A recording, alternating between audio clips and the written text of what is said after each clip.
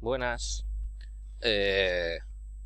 No sé si lo he dado con todos los subgrupos, así que voy a empezar un poquito atrás. Sé que otros grupos estaban un poquito ya más adelantado, pero voy a retomar las clases, lo que voy a ir haciendo lo más deprisa posible. Página 20, la ilustración y la crítica del antiguo régimen. ¿Qué es la ilustración?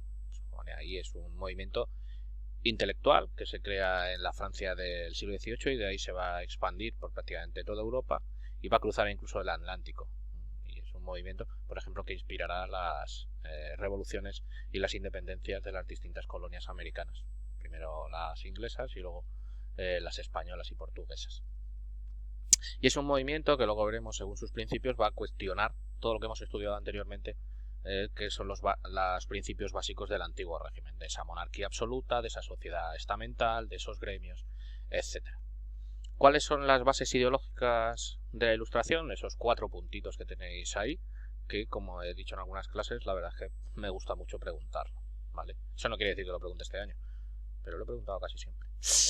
En primer lugar, lo fundamental, la razón debe aplicarse a todos los ámbitos de la vida. Para explicar cualquier cosa se debe hacer mediante la razón. Si no hay una explicación racional a un hecho, es que ese hecho no es verdad.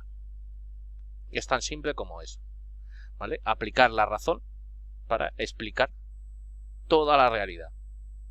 O sea, justo lo contrario de lo que está pasando hoy día en la mayoría de los sitios.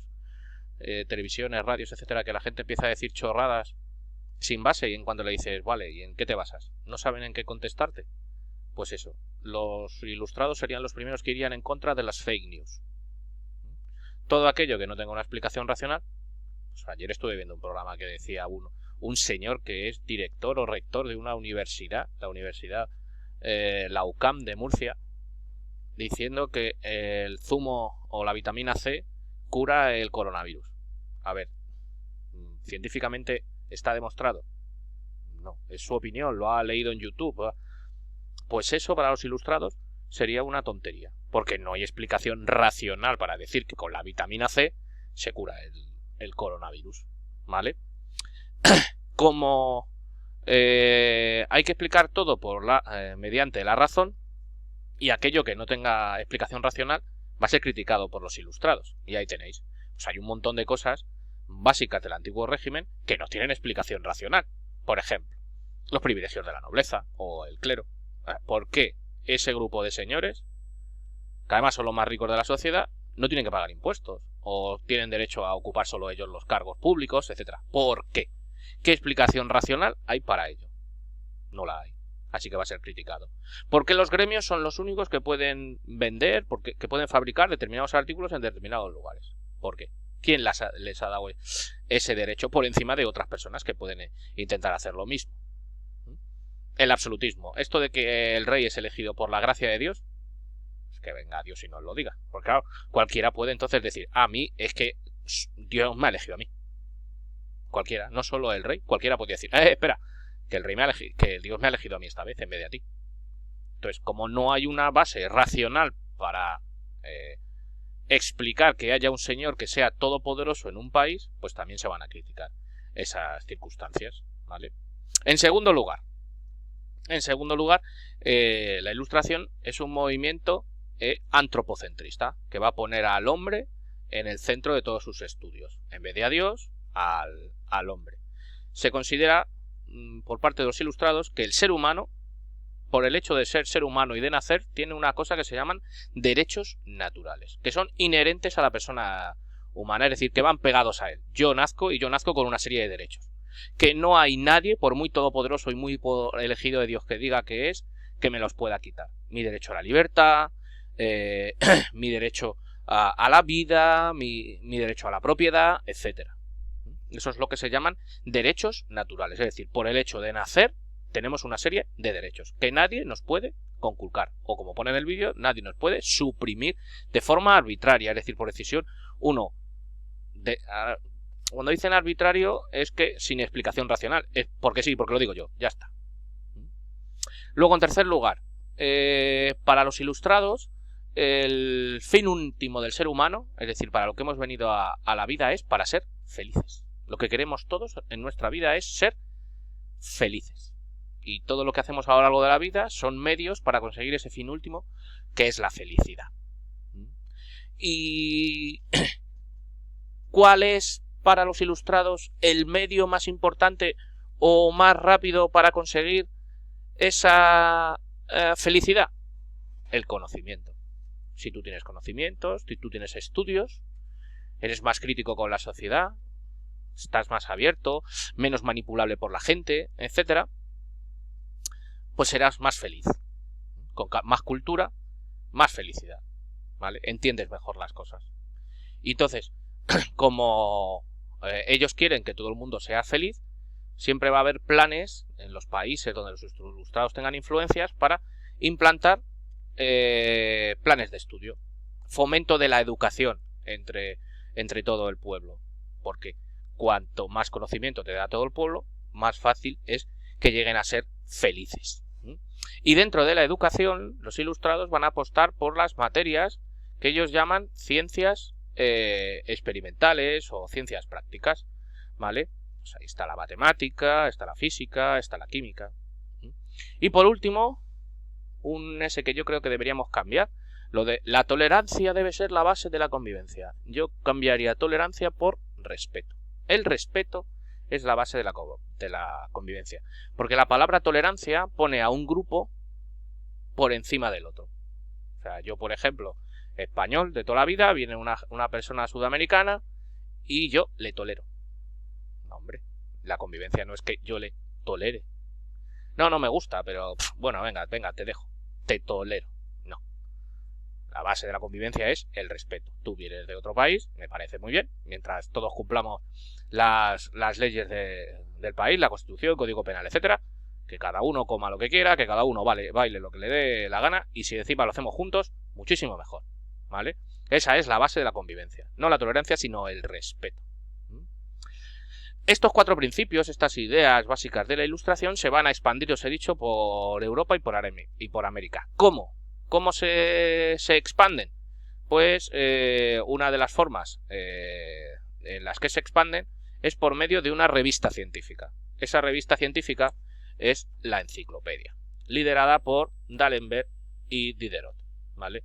La Enciclopedia, lo veis aquí, era una serie de revistas científicos. Era un lugar era una revista donde se escribían artículos científicos sobre distintos aspectos de los avances técnicos, científicos. Era como una especie de revista divulgatoria, lo que hoy sería el National Geographic, por ejemplo. Y distintos escritores escribieron ahí, aunque los directores que tenéis en vuestro libro son Denis Diderot y Jean-Roch D'Alembert, ¿vale? Más gente escribió en la enciclopedia. También fueron muy importantes las academias, la prensa y los salones. Los salones, tenéis aquí un ejemplo, es una reunión de nobles, burgueses, en los que un importante ilustrado pues hace difusión de sus ideas, ¿vale? Aquí, por ejemplo, es Voltaire, uno de los ilustrados más importantes, ¿vale? Y ahí pasamos al siguiente punto, pensadores ilustrados. Hay un precursor de todo esto que es John Locke, en la Revolución Científica Inglesa del siglo XVII. Locke es importante porque Locke extiende la idea de que el Estado, es decir, lo que es el Estado, un país, la configuración de sus instituciones, es un acuerdo entre los gobernantes y los gobernados. Es decir, los gobernados gobiernan con el beneplácito de los gobernados. Los gobernantes gobiernan con el beneplácito de los gobernados, es decir, tienen que ser elegidos. Eso es lo que dice Locke. Tiene que haber unas elecciones en las que los gobernados eligen a los gobernantes y que los poderes del Estado deben de estar divididos. No se pueden acumular en una persona. Él habla de una división de poderes en 2. Por un lado el legislativo, que estaría en manos del Parlamento, que lo votaría para Locke la gente más pudiente. Los pobres no formarían parte de esto, ¿vale? Y luego el rey ejercería el poder ejecutivo y el judicial. En el siglo XVIII los ilustrados, algunos de ellos van a retomar estas ideas. Tenéis ahí a los principales pensadores ilustrados, Montesquieu, Voltaire, Rousseau, solo aprenderos el nombre, salvo en el caso de Montesquieu. ¿Por qué Montesquieu?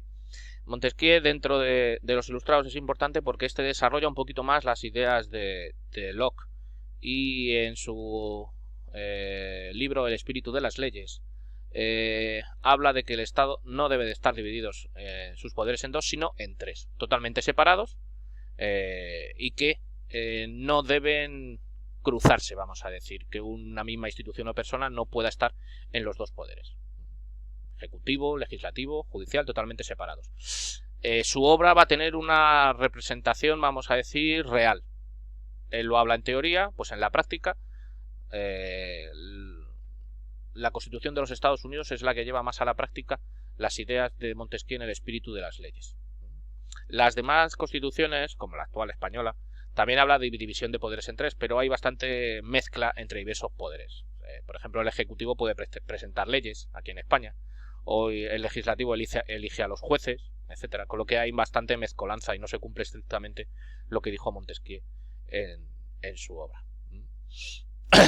A lo largo del siglo XVIII, nos vamos al despotismo ilustrado, la siguiente página, varios monarcas, José II de Austria, Catalina II de Rusia, Federico III de Prusia, Carlos III de España, con un par de ellos me vale que os aprendáis, van a aplicar algunas de estas ideas ilustradas.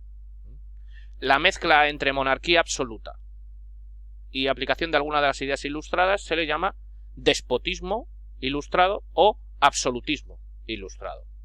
Y el objetivo fundamental de los reyes es intentar elevar el nivel educativo de sus súbditos, para que sean más felices, os recuerdo.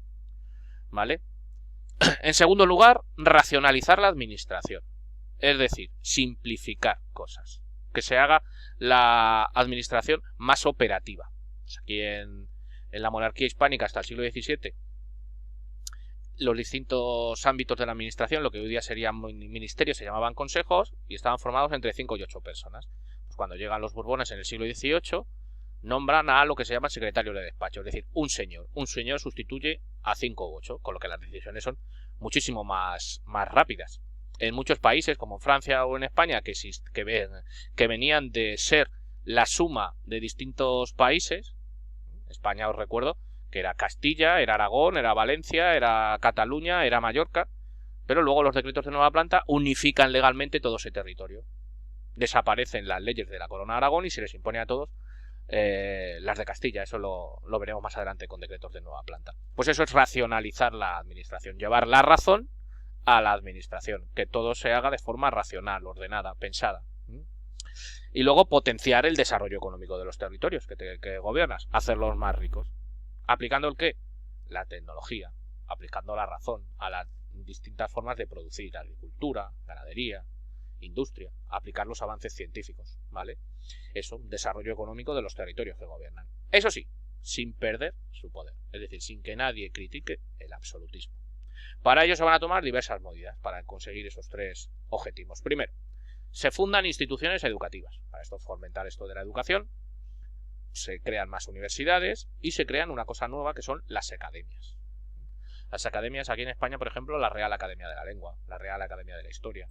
No penséis en las academias que enseñan cosas, sino lo que hacen es crear pautas para la defensa de una ciencia o de un conocimiento. Se crean los planes de estudios, es en este momento cuando se crea la división entre primaria, secundaria y universidad, por ejemplo. Y se fomenta, como os he dicho antes, el estudio de la matemática, la física, la química, etc. Luego una modernización de la burocracia. Os recuerdo que la burocracia son los funcionarios. Pues se va a reforzar la administración central, por encima de las administraciones regionales. Todo el poder emana del centro. Lo que se dicta en Madrid se obedece por igual en todo el país, o lo que se dicta en París en toda Francia, ¿vale? Y se intenta, aunque no se consigue, que los privilegiados paguen impuestos. Para una mejora de la economía se empiezan a llevar a cabo desamortizaciones. Os recuerdo que las tierras amortizadas eran aquellas que no se podían ni comprar ni vender. Pues el Estado ahora le va a quitar tierras fundamentalmente a la Iglesia, ¿vale? y los pone luego a la venta pública. El objetivo es que los compradores las pongan a trabajar, ya sea de forma directa, es decir, por ellos mismos, o indirecta, alquilándoselo a otras personas. De esa forma va a aumentar la productividad de las tierras. También se van a poner nuevas tierras en cultivo, ¿vale? se ponen nuevas tierras en cultivo